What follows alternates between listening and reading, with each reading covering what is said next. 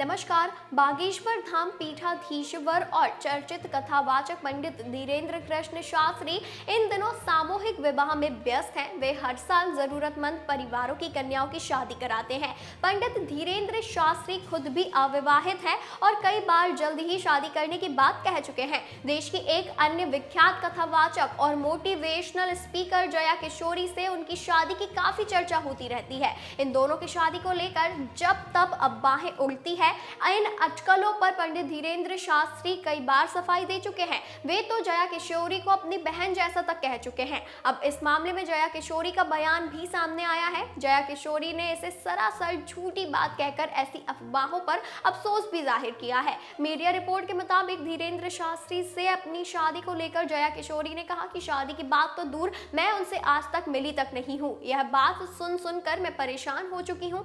पहली बार जब पंडित शास्त्री से मेरी शादी की फेक न्यूज देखी तो बहुत बुरा लगा। मेरे परिवार को भी परेशानी हो रही है। जया किशोरी ने यह भी कहा कि मुझे तो अब इस सवाल से ही चिढ़ होने लग गई है। पंडित धीरेन्द्र शास्त्री और जया किशोरी की शादी की बार बार इसीलिए भी बात उठती है क्योंकि इन दोनों कथावाचकों में बहुत सी समानताएं भी है। दरअसल दोनों युवा हैं और एक जैसे प्रोफेशन में हैं। दोनों के एक ही देश विदेश में करोड़ों फैंस हैं। सोशल मीडिया पर भी दोनों के लाखों फॉलोवर्स हैं।